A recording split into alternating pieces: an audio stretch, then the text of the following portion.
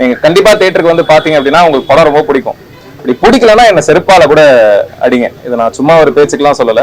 கண்டிப்பா தியேட்டருக்கு வந்து பாத்தீங்கன்னா ஒண்ணு நல்லா இருக்கு, ரொம்ப நல்லா இருக்கு, சூப்பரா இருக்கு இப்படிதான் சொல்லுவீங்க. பிடிக்கல ஏன்டா வந்தோம் நீங்க ஃபீல் பண்ணவே மாட்டீங்க. அப்படி ஃபீல் பண்ணீங்கன்னா என்ன செருப்பால கூட அடிங்க. இதை ஏன் சொல்றேன் அப்படின்னா நீங்க தியேட்டருக்கு வந்து பார்த்தாதான் இந்த படம் இன்னும் நிறைய ரீச் ஆகும். ஏன்னா கருத்து சொல்றோம் அப்படின்றதுனால வெறும் கருத்து போர் அடிக்கிற மாதிரிலாம் சொல்ல, பயங்கர ஃபன்னா ஜாலியா தான் சொல்லியிருக்கோம். ஸோ இது ப்ராப்பர் தியேட்டர் ஃபிலிம். நீங்க இதுக்கப்புறம் ஓடிடியில பார்க்கும்போது அந்த எக்ஸ்பீரியன்ஸ் வேறையா இருக்கும். ஆனா தியேட்டர்ல ஒரு 100-200 பேரோட பார்க்கும்போது அந்த ஃபீலே வேற. ஸோ அதனால முடிஞ்ச அளவுக்கு தியேட்டருக்கு வந்து பாருங்க. இதை நீங்க சப்போர்ட் பண்ணி இந்த படம் ரீச் ஆச்சு அப்படின்னா தான் இதுக்கப்புறம் பண்ண போற கண்டென்ட் வித்தியாசமா பண்ணணும்னு தோணும். முன்னாடியே சொன்ன மாதிரி இல்லைன்னா ஒரு யூஸ்வல் படம் தான் பண்ணணும்னு தோணும். ஸோ அது உங்க கையில தான் இருக்கு. அனைவருக்கும் வணக்கம். இன்னைக்கு தமிழ்நாடு திரைப்பட இயக்குநர் சங்கத்திற்கு ஹாட்ஸ்பாட் அப்படிங்கிற ஒரு படத்தை திரையிட்டோம். படத்தோட டைரக்டர் விக்னேஷ் கார்த்திக். நல்ல ஒரு ஒரு தரமான படம் சொல்லலாம். அதாவது குடும்பத்தோடு பார்க்க வேண்டிய படம் பாங்கல. இந்த படத்துக்கு அந்த அர்த்தம் இந்த படம் பார்க்கும்போது தெரிஞ்சுது. பெற்றோர்கள் ஒரு குழந்தையா வளர்க்கணும், மழலைய ரசிக்கணும் அப்படிங்கிற ஒரு இது இருக்கு. மழல் பேசுகிற குழந்தைய அந்த மழலை பேசி ரசித்தா தான் அது ரசிக்க முடியும். நம்ம இப்போ இன்றைக்கி என்னதுன்னா, இந்த மழலை பேசுகிற குழந்தைய போய் நம்ம வந்து ஒரு 40 வயசு 50 வயசு பொம்பளை மாதிரி பேச வச்சு அந்த அது ரசனை சொல்ல முடியாது. அது ஒரு கொடூரம்னு சொல்ல முடியாது. நான் இது கூட ஒரு சிசு கொலை தான் அன்னை பொறுத்த வரைக்கும். இது கூட ஒரு ஒரு வன்முறை தான் அது. ஆனால் இப்போ நிறைய நடந்துக்கிட்டு இருக்கு. யாரும் குழந்தைய பார்க்குறதில்ல. அவங்க ரேஞ்சுக்கு தான் ஒரு 30 வயசு லேடினா அவங்க வயசுக்கு அந்த குழந்தைய எதிர்பார்க்குறாங்க. 45 வயசு ஆம்பளைன்னுறான் இந்த பையனை அவன் ரேஞ்சுக்கு எதிர்பார்க்குறான். அவன் எண்ணத்துக்கு ஏற்ற மாதிரி குழந்தை இருக்குன்னு நினைக்கிறாப்புல.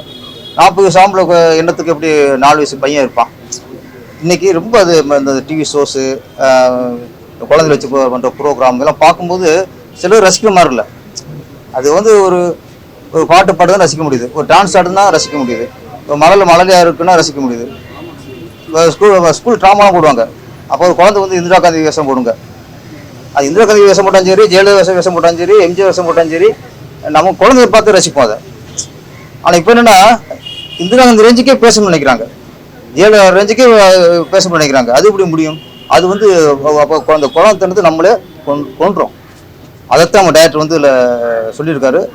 ஆக்சுவலி இந்த படம் என்னை பொறுத்தவரையும் நல்ல பெற்றோர்கள், ஒரு பொறுப்பான பெற்றோர்கள் கண்டிப்பாக அந்த படத்தை பார்க்கணும். அது குழந்தையோட பார்க்கணும். இந்த படத்துக்கு ஏசிட்டு ஆமாம், அது கொஞ்சம் வருத்தம் அளிக்குது. ஏன்னா இது குடும்பத்தோடு பார்க்க வேண்டிய படத்துக்கு போய் ஏசிட்டு கொடுத்துட்டாங்க. ஆக்சுவலாக இன்னும் 4-5 கட்டு கொடுத்துட்டு யூஏவில் கொடுத்துருக்கலாம். அது கொஞ்சம் வருத்தம் அளிக்குது. இந்த மாதிரி படங்கள் தான் நம்ம குடும்பத்தோட பார்க்கணும். அப்படி ஒரு படத்தை கொடுத்த இயக்குனருக்கும் தயாரிப்பாளருக்கும் இந்த வாழ்த்துக்கள். அவரே டிவி ஷோல வந்திருக்காரு, அனுபவப்பட்டு தான் வந்திருக்காரு. அது அந்த டோட்டலாகவே அந்த படத்துல இருக்கிற கண்டென்ட் டோட்டலாகவே உடைச்சிட்டாரு. அது நீங்க எப்படி பாக்குறீங்க? ஏன்னா இப்ப இருக்கிற ஜென்ரேஷன் வெறும் ஸ்கூல்ல விட்டா வீடுன்னு இருந்தாங்க. இப்போ விளையாட்டுலாம் போய் வெறும் படிக்க ஆரம்பிச்சிட்டாங்க. அரசு பள்ளியில் இருக்கிற மாணவர்கள் வேற மாதிரி இருக்காங்க, தனியார் பள்ளியில் இருக்கிற மாணவர்கள் வேற மாதிரி இருக்காங்க. அவங்களும் ரோபோட் மாதிரி இருக்காங்க. அரசு பள்ளி மாணவர்கள் எல்லாமே சகரை விட்ட ஜல்லிக்காய் மாதிரி இருக்காங்க சந்தோஷமா. நீங்க அதை எப்படி பாக்குறீங்க? இப்ப ஒரு படத்திலே சொல்லியிருக்காரு, நம்ம படிக்கும்போது நம்மளே படிக்கிற இடத்துல விளையாடுவோம். ஸ்கூல் விட்டால் பசங்களும் விளையாடுவோம், போய் கபடி விளையாடுவோம், ஃபுட்பால் விளையாடுவோம், கிரிக்கெட் விளையாடுவோம். அப்புறம் நம்ம போய் குளத்துல போய் 5-6 பசங்க போய் சேர்ந்து போய் குளத்துல குளிச்சு விளையாடுவோம், மரம் ஏறுவோம், மாங்காய் பறிப்போம். எப்படின்னா எல்லாமே உடம்பு ஃபிசிக்கல் ஆக்டிவிட்டியாக இருந்துச்சு. இப்போ அது போச்சு. ஸ்கூலில் போனோன்னு அப்படியே தூக்கி போட்டு ஒன்று வேன்லேயோ எதுலேயோ அது நாய் மீன் அடைச்சி போடுவாங்களே, அந்த மாதிரி மொத்தமாக அடைச்சி கொண்டாந்து வீட்டில் இறக்கிட்டு போகிறாங்க. அது இன்னொன்று, ஸ்கூல் 9 மணிக்குன்னா 7 மணிக்கு வீட்டு வாசலில் வேன் வருது. சில குழந்தைலாம் 1.5 மணி நேரம் வேன்லேயே ஸ்கூல் போகிறக்கு ட்ராவல் பண்ணுது. இதெல்லாம் இப்போ நம்ம பார்க்குறது. அதனால் ஸ்கூல் போயிட்டு இங்கே வீட்டுக்கு வந்தால் செல்ஃபோன், டிவி ஷோ, அது ஃபிசிக்கல் போச்சு. மனிதர் பழகுறது, பேசுறது குறைஞ்சி போச்சு. குழந்தைகள் இல்லை, புருஷன் முன்னாடியே பேசிக்கிறது இல்லை. இப்போது சொந்தக்காரங்க 4 பேர் தான், 4 பேர் 4 ஃபோனை வச்சுட்டு மூலையில் உட்காடுறாங்க. இப்போ நிறைய இடத்த பார்க்கணும். இப்போ இந்த செல்ஃபோன் குடும்ப உறவுலேயே சலிச்சிருச்சு. முன்னாடியே அதை மாமியாருக்கு இப்போ எதிரி மருமகனுக்கு எதிரி மாமியார்னு சொல்லுவாங்க குடும்பத்தில். இப்போ அது இல்லை. இன்னைக்கு மாமனாருக்கு, மாமியாவுக்கு, மருமகளுக்கு, மருமகனுக்கு, குழந்தைகளுக்கு எல்லாருக்குமே குடும்பத்தை ஒரே எதிரி செல்ஃபோன். அதுதான் இன்னைக்கு குடும்ப உறவே சேர்த்துக்கிருக்கு. அதே ஒருத்தர் சொல்லியிருக்காரு, அப்போல்லாம் நம்ம இப்படி விளாண்டோம், இப்போ அதை போச்சுன்ட்டு. அதனால் குழந்தையில இருக்கிறவிட்டா தான் உள்ளத்துக்கும் ஆரோக்கியம், உடம்புக்கும் ஆரோக்கியம். இதெல்லாம் நம்ம வந்து அழகா ஒரு இடத்த சொல்லுவார், என் பொண்ணு கொண்டுட்டாங்கிறான். அதில் 1000 விஷயங்களா ஒரு டைலாக்ல அவ்வளவு கதையை அடங்கிருச்சு. அதில் அப்புறம் அது தெளிவுபடுத்தும் போது தான் அந்த அம்மா பண்ண என்ன தப்பு, அந்த அம்மா தான் குழந்தைய இருக்க விடல. அது ஃபேமஸ் ஆகணும். நல்லா சொன்னார், டிவிலையும் எல்லாம் ஃபேமஸ் ஆகணும்னா கொலை பண்ணாலும் நாளைக்கு பேப்பரில் ஃபோட்டோ வரத்தான் போகுது, ஒரு குழந்தை கற்பழிச்சாலும் ஃபோட்டோ பேப்பர் வரத்தான் போகுது. புகழும்னா நல்ல புகழ் இருக்குல்ல, எப்படி காதலில் நல்ல காதல் கள்ளக்காதல்னு சொல்கிறோமோ, அதில் புகழ்லையும் நல்ல புகழ் கெட்ட புகழ் இருக்குது. கெட்ட புகழ் தேவையில்லை. இந்த கெட்ட புகழில் ஒன்றும் எப்படி இது கொலை கற்பழிப்பு இதில் பொருளுடையவர் இருக்கான்ல, அதெல்லாம் எவ்வளோ நாசமாக போன ஒரு அயோக்கியத்தனமான ஒரு புகழ் அது. அதே மாதிரி குழந்தைகள் புகழ் வந்திருக்காக அதை வேற ரூட்டில் கொண்டு போயிடக்கூடாது. அதாவது நாளைக்கு என்னன்னு போகலாம், நாளைக்கு குழந்தை உயிரை போச்சுதுல. ஒரு 25 வயசுல தெரிய வேண்டிய விஷயத்த ஒரு வார்த்தைக்கு அர்த்தம் 25 வயசுல 22 வயசுல தெரிய வேண்டிய ஒரு விஷயத்த ஒரு 6 வயசு குழந்தைக்கு அதுக்கு அர்த்தம் தெரியாம இன்னொரு கேட்க போய் குழந்தைய அது வாழ்க்கை நாசம் போச்சு. அந்த கதை அது ஹாட்ஸ்பாட் கதையே தான். அதில் இது வந்து இவரை அங்கேருந்து வந்திருந்தாலும் எப்பவுமே அனுபவங்கள் பேசும். என்னைக்கு அனுபவம் சொல்றது தான் உண்மை, அனுபவம் சொல்றது தான் சத்தியம். அப்போ நம்ம ஒரு விஷயத்துல அடிபட்டு பாதிக்கப்பட்டு ஒரு அனுபவிச்ச விஷயத்த சொல்லும் போது அதில் 100% உண்மை இருக்கும். இவர் வந்து கடந்து அந்த அனுபவத்தில் வந்து அந்த படத்தை எடுத்திருக்காரு. அதனால 100% இவர் சொல்ற விஷயம் நல்ல விஷயம்.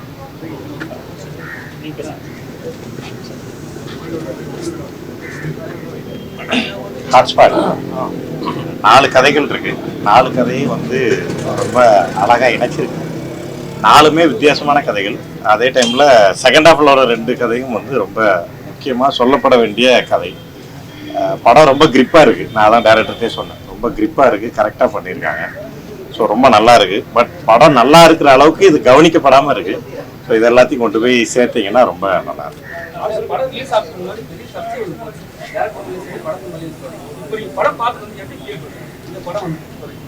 அதுதான் அந்த ட்ரெய்லருக்கும் இதுக்கும் டோட்டலா சம்மந்தம் இல்லை. ட்ரெய்லர் வேற மாதிரி கட் பண்ணியிருந்தாங்க, ப்ளஸ் படம் வேற மாதிரி.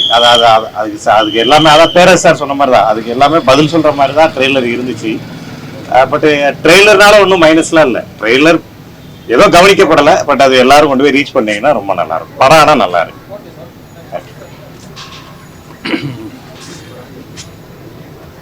ஹாட்ஸ்பாட் படம் பார்க்க வந்தோம். திரைப்பட இயக்குநர் சங்கத்துக்கான ஷோ போட்டாங்க, அந்த ஷோவில் தான் அந்த படத்தை பார்த்தோம். இந்த படம் பார்க்கறதுக்கு முன்னாடி ட்ரெய்லர் பார்த்துருந்தேன் நான். அந்த ட்ரெய்லர் பார்க்கும்போது எனக்கு வந்து என்னடா படம் இது அப்படின்ற மாதிரி தோணுச்சு. இந்த படத்தை முழுசாக பார்த்ததுக்கு அப்புறம் தான் தெரியுது என்ன படம்டா இது அப்படின்ற மாதிரி இந்த படத்தை பற்றின ஒரு நல்ல ஒரு ஒப்பீனியன் வந்திருக்கு. படம் கண்டென்ட் இருக்குன்னாக்கா நீங்கள் காசு கொடுத்துட்டு வந்து இந்த படம் கண்டென்ட் சொல்கிறோம், நாங்கள் அட்வைஸ் கொடுக்குறோம், கேட்டு போங்கன்ற மாதிரியான படம் கிடையாது இது. நீங்கள் காசு கொடுத்தீங்கன்னாக்கா அந்த காசுக்கு ஒர்த்தான என்டர்டைன்மெண்ட் படம் கொடுத்துருக்கு. 4 கதைகள் சொல்லியிருக்காரு டைரக்டர். அந்த 4 கதைகளுமே வந்துட்டு ஃபர்ஸ்ட் ஹாஃப் போனதே தெரியல. ஃபர்ஸ்ட் ஹாஃப்ல 2 கதை சொல்றாரு, செகண்ட் ஹாஃப்ல 2 கதை சொல்றாரு. இந்த 4 கதைகளுமே சுவாரஸ்யமா சொல்லியிருக்காரு. ஒரு தயாரிப்பாளர்கிட்ட போகும்போது கேட்பாங்க, களம் புதுசா இருக்கணும், நல்ல கண்டென்ட் ஃப்ரெஷ்ஷா இருக்கணும்னுவாங்க. இந்த படத்தை விட்டாக்கா எனக்கு தெரிஞ்சு சமீபத்தில் வந்த படம் இவ்வளோ ஃப்ரெஷ்ஷா சொல்ல முடியாதுங்க. அவ்வளோ ஃப்ரெஷ்ஷான சில விஷயங்கள்லாம் சொல்லியிருக்காரு. நீங்க படம் பார்க்கும்போது உங்களுக்கே தெரியும் அது என்னடா சொல்றான் இவன் அப்படின்னு சொல்லிட்டு. படத்துல கண்டென்ட் வந்து நிறைய விஷயங்கள் வந்து நீங்க இமேஜே பண்ணிருக்க மாட்டீங்க, அந்த மாதிரி விஷயங்கள் எல்லாம் அந்த படத்துல சொல்லியிருக்காரு. அதெல்லாம் தாண்டி கிளைமேக்ஸ்ல ஒரு விஷயம் ஒன்று சொல்லியிருக்காரு.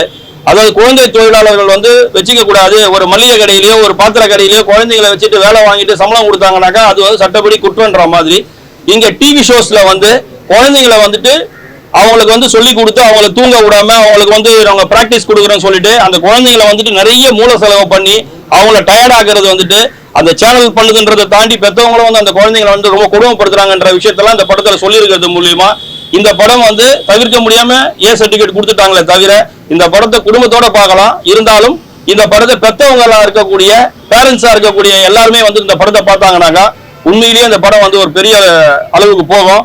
அதாவது நல்ல படம் வரல, தமிழ் சினிமால நல்ல கண்டென்ட் இல்ல, அதனாலதான் தியேட்டர்ல எல்லாம் வந்து பழைய படங்களை ரிலீஸ் பண்றாங்க அப்படிலாம் சொல்றாங்க. ஒரு நல்ல படம் வந்து இருக்குது. என்ன ஒண்ணு படத்தோட டைட்டில் ஹாட்ஸ்பாட்னு இருக்கு, அது ஒரு விஷயம். இன்னொன்னு ட்ரெய்லரு. இதெல்லாம் தாண்டி படம் பார்த்தவங்க இப்ப இந்த சேனல் மூலியமா நீங்க பாக்குறவங்க எல்லாம் பார்த்தாங்கனாக்கா, இந்த சேனல்காரங்களே வந்துட்டு இந்த படத்தை ஒரு தடவை பார்த்துட்டாங்கனாக்கா இந்த படத்துல சொல்லப்பட்டிருக்கிற கருத்தை கண்டிப்பா எடுத்துக்குவாங்கன்னு தான் சொல்லி தோணுது. குழந்தைங்களா நடிக்க வச்சோம்னாக்கா அது தப்பே கிடையாது. அந்த குழந்தைங்களை வந்துட்டு மெச்சூர்ட் ஆக்கி அந்த குழந்தைங்களுக்கு இதெல்லாம் விக்கி வச்சு அவங்களுக்கு ஒயிட் ஹேர் எல்லாம் போட்டு அவங்கள வந்துட்டு ஃபர்ஸ்ட் நைட் ரூமுக்குள்ள போற மாதிரி இந்த மாதிரி கண்டென்ட் எல்லாம் பண்ணிட்டு இருக்காங்க. அது பண்றவங்களுக்கு வந்துட்டு இந்த படம் வந்து நிச்சயமா வந்து ஒரு மாற்றத்தை ஏற்படுத்தும். இந்த படம் பார்த்தாங்கனாலுமே அவங்களுக்கு வந்துட்டு நம்ம பண்ணது தப்புன்றது புரிய வரும். அது போல பண்ணக்கூடிய சேனலுக்காரங்க அதை மாத்திக்குவாங்கன்றது என்னோட கருத்து. இந்த படம் நிச்சயமா என்டர்டெய்னிங்கா இருக்கு. தியேட்டர்ல போய் கேரண்டியா படம் பார்க்கலாம். பார்க்குற அளவுக்கு படம் பண்ணியிருக்காரு. டைரக்டர் வந்து உண்மையிலேயே ரொம்ப சிறப்பா பண்ணியிருக்காரு. மீடியா முன்னாடி அவருக்கு ஒரு தடவை என்னுடைய வாழ்த்துக்களை சொல்லிக்கிறேன். நீங்க பேசணுமா? தேங்க்யூ. அதான் ஹாட்ஸ்பாட் பயங்கர பாசிட்டிவ் ரிவ்யூஸ், ப்ரெஷ் ஷோ, அதுக்கப்புறம் ரிவ்யூஸ், மக்களும் தேட்டருக்கு வர மக்கள் எல்லாருமே பயங்கரமா என்ஜாய் பண்றாங்க, செலிப்ரேட் பண்றாங்க. ஆனா ஏதோ இன்னும் நாங்க எதிர்பார்த்த அளவுக்கு ஃபுட்பால் தியேட்டர்ல இல்ல. மேபி ஒரு சில பேர் ட்ரெய்லர்னால ஹெசிடேட் பண்ணி வராம இருக்காங்களா அதெல்லாம் தெரியல. மலையாள படங்களுக்கு நீங்க அவ்வளவு சப்போர்ட் பண்றீங்க, பட் ஜெனுவனா ஒரு நல்ல படம் பண்ணியிருக்கோம். ஸோ நீங்க தேட்டருக்கு இப்பவும் உங்களுக்கு டவுட் இருக்கு அப்படின்னா நான் கான்ஃபிடென்ட்டா ஒரு விஷயம் சொல்றேன். நீங்க கண்டிப்பா தேட்டருக்கு வந்து பாத்தீங்க அப்படின்னா உங்களுக்கு படம் ரொம்ப பிடிக்கும். இப்படி பிடிக்கலன்னா என்ன செருப்பால கூட அடிங்க. இதை நான் சும்மா ஒரு பேச்சுக்கெல்லாம் சொல்லல. கண்டிப்பா தேட்டருக்கு வந்து பாத்தீங்கன்னா ஒண்ணு நல்லா இருக்கு, ரொம்ப நல்லா இருக்கு, சூப்பரா இருக்கு, இப்படிதான் சொல்லுவீங்க. பிடிக்கல ஏன்டா வந்தோம் நீங்க ஃபீல் பண்ணவே மாட்டீங்க. அப்படி ஃபீல் பண்ணீங்கன்னா என்ன செருப்பால கூட அடிங்க. இதை ஏன் சொல்றேன் அப்படின்னா நீங்க தேட்டருக்கு வந்து பார்த்தாதான் இந்த படம் இன்னும் நிறைய ரீச் ஆகும். ஏன்னா கருத்து சொல்றோம் அப்படின்றதுனால வெறும் கருத்து போர் அடிக்கிற மாதிரிலாம் சொல்ல, பயங்கர ஃபன்னா ஜாலியா தான் சொல்லியிருக்கோம். ஸோ இது ப்ராப்பர் தியேட்டர் ஃபிலிம். நீங்க இதுக்கப்புறம் ஓடிடியில பார்க்கும்போது அந்த எக்ஸ்பீரியன்ஸ் வேறையா இருக்கும். ஆனா தியேட்டர்ல ஒரு 100-200 பேரோட பார்க்கும்போது அந்த ஃபீலே வேற. ஸோ அதனால முடிஞ்ச அளவுக்கு தியேட்டருக்கு வந்து பாருங்க. இது நீங்க சப்போர்ட் பண்ணி இந்த படம் ரீச் ஆச்சு அப்படின்னா தான் இதுக்கப்புறம் பண்ண போற கண்டென்ட் வித்தியாசமா பண்ணணும்னு தோணும். முன்னாடியே சொன்ன மாதிரி இல்லைன்னா ஒரு யூஸ்வல் படம் தான் பண்ணணும்னு தோணும். ஸோ அது உங்க கையில தான் இருக்கு. முடிஞ்ச அளவுக்கு சப்போர்ட் பண்ணுங்க. தேங்க்யூ. அண்ட் பேசின எல்லாருக்குமே ரொம்ப நன்றி. Thank you so much. அதாவது கருத்து மட்டுமே சொல்ற படம் கிடையாது, நிறைய ஜாலியான விஷயங்களும் இருக்கு.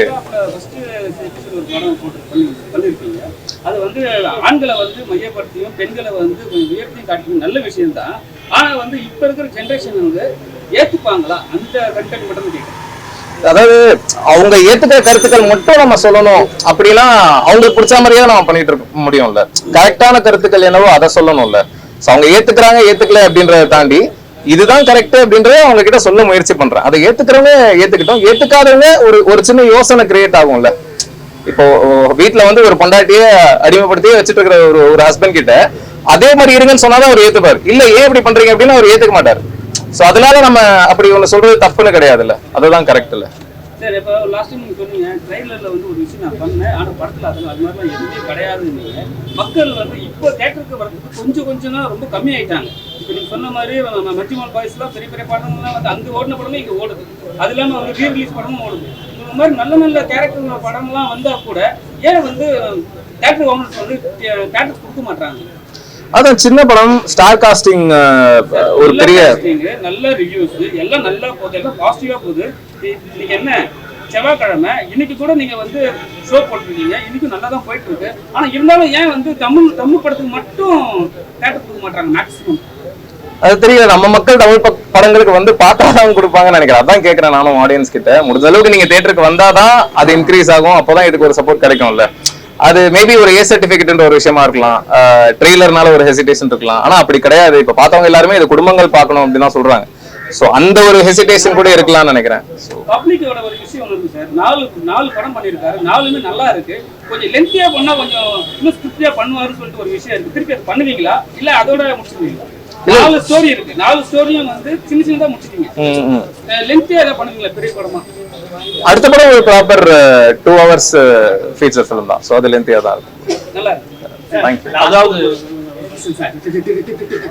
ட்ரெய்லராலதான் உள்ள ஒரு சில பேர் சொன்னாங்க ட்ரெய்லரை வந்து இப்படி வைக்க போயிடா ஆடியன்ஸ் கொஞ்சம் வர மாட்டுக்காங்க. இப்போ உள்ள ஆடியன்ஸ் என்னன்னா ட்ரெய்லரை பார்த்தா உள்ளுக்குள்ளே வராங்க, என்ன மாதிரி கண்டென்ட், ஃபேமிலியோட போலாமா வேண்டாமான்னு. அது வந்து ஒரு சில இதுக்கு கரெக்டா நீங்க இதை பத்தி என்ன பேக் ஃபயர் ஆயிருக்குன்னு ஒரு சில பேர் சொல்றாங்க. இப்போ நான் கருத்துக்கள் கேட்டோம், அவங்களும் அதே தான் சொன்னா பேக் ஃபயர் ஆயிருக்கு, ட்ரெய்லர் வந்து இப்படி வச்சிருக்க கூடாது, சூப்பரான ஸ்டோரியே இப்படி வச்சிருக்கணும்னு கேக்குறாங்க. இதை பத்தி இல்ல சார், ஒவ்வொரு வெள்ளிக்கிழமையும் அவ்வளவு படங்கள் ரிலீஸ் ஆகுது சார். இப்போ ஒரு நார்மலான ஒரு ட்ரெய்லர் கட் பண்றோம், ஒரு ஸ்டார் படம் இல்லாம ஒரு நார்மலான ட்ரெய்லர் கட் பண்றோம் அப்படின்னா அது பெருசா யாரும் கவனிக்கவே மாட்டாங்க. அது அப்படியே 10ஓட 11 கடந்து போயிருது. சோ அப்படி ஒரு ட்ரெய்லர் கட் பண்ணியிருந்தோம்னா படம் ரிலீஸ்க்கு அப்புறம் படம் மக்கள் பார்த்து நல்லா இருக்குன்னு சொன்னதுக்கு அப்புறம் தான் கூட்டம் வரணும். ஆனா வரணும்ல, வெள்ளிக்கிழமையே ஆடியன்ஸ் தியேட்டருக்கு வரலன்னா சாட்டர்டே ஷோஸ் தூக்கிடுறாங்க. சாட்டர்டேஸும் ஆடியன்ஸ் இல்லைன்னா சண்டே அதுக்கு மண்டே கூட சஸ்டெயின் ஆக மாட்டேங்குது. சோ வெள்ளிக்கிழமை இப்ப இந்த படத்துக்கு வந்து ஆடியன்ஸ் முதல் ஷோவே ஃபுல் ஆச்சு, ரெண்டாவது நிறைய இடங்கள்ல கிட்டத்தட்ட 80-90% ஃபர்ஸ்ட் டேவே ஃபுல் ஆச்சு. அதுக்கு காரணம் இந்த ட்ரெய்லரை பார்த்து தான். நெகட்டிவா இருந்தா கூட என்னமோ இருக்கு இந்த படத்துல, ஏதோ பஞ்சாயத்தா இருக்கு, என்னதான் பண்ணிருக்கான்னு பார்ப்போம் அப்படின்ற ஒரு நாய்ஸை கிரியேட் பண்ணதுனால தான் முதல் நாள் தியேட்டருக்கு வந்தாங்கல்ல. அதை நான் அப்படிதான் பாக்குறேன். ஆனா ஒரு சில பேர் வராம இருக்காங்க. அதுக்குதான் இந்த விளக்கத்தை நான் சொல்றேன். அதாவது ஒரு டைரக்டர் வந்து மீடியா முன்னாடி எது ஒண்ணா பேசிட்டு போயிடலாம். ஆனா அவர் எவ்வளவு ஓப்பனா ஒரு ஸ்டேட்மெண்ட் கொடுத்திருக்காரு பாருங்க. தான் எடுத்த படம் வந்துட்டு எந்த அளவுக்கு வந்து கான்பிடென்ட்டா இருந்து இந்த படம் நான் தியேட்டர்ல வந்து பாருங்கன்னு சொல்றேன், அப்படி வந்து பார்த்துட்டு உங்களுக்கு பிடிக்கலன்னா என்ன செருப்பால் அடிங்கன்னு சொல்றாரு டைரக்டர். அந்த அளவுக்கு இந்த படத்துல வந்துட்டு விஷயம் இல்லாம வந்து யாரும் எனக்கு தெரிஞ்சு இவ்வளவு ஓப்பனாலாம் பேச மாட்டாங்க. ஆனா இந்த வார்த்தையை வந்துட்டு இவ்வளவு போல்டா சொல்லியிருக்காருன்னா நிச்சயமா இது கூட ஒரு விஷயம் தான். ஒரு டைரக்டர் என்ன கேரண்டி கொடுக்குறான்னாக்கா செருப்பால் அடிங்கன்னு சொல்றான். அதனால இந்த படத்தை நீங்க பாக்குறவங்களும் உங்க ஃப்ரெண்ட்ஸுங்களுக்கும் இந்த படத்தை கொண்டு போய் சேர்க்கறது மூலியமா தான். நண்பர் ஒருத்தர் கேட்டார், ஏன் தியேட்டர்ல வந்து கொடுக்க மாட்டாங்க, இந்த மாதிரி படத்துக்கு நிறைய ஸ்கிரீன்ஸ் கிடைக்க மாட்டேங்குதுன்னு சொல்லிட்டு. இந்த படத்துக்கு நிறைய ஸ்கிரீன்ஸ் கிடைக்கும். எப்ப கிடைக்கும்னாக்கா இந்த மீடியா மூலியமா போகக்கூடிய இந்த விஷயங்கள்லாம் போய் சேரும் போதுதான் அடுத்தடுத்த நாட்கள்ல அடுத்தடுத்த ஷோக்கள் வந்து இந்த படத்துக்கு வந்து கிடைக்கிறதுக்கு நிறைய வாய்ப்பு இருக்குது. இந்த படம் நிச்சயமா வந்துட்டு நண்பர் கேட்ட மாதிரியே இந்த படம் வந்து நிறைய ஸ்கிரீன்ல வரும்ன்றது வந்து படம் பார்த்ததுக்கு அப்புறம் எனக்கு தோன்ற ஒரு விஷயம். நிச்சயமா படம் போய் பாருங்க, உங்களுக்கு அந்த படம் பிடிக்கும். தேங்க்யூ.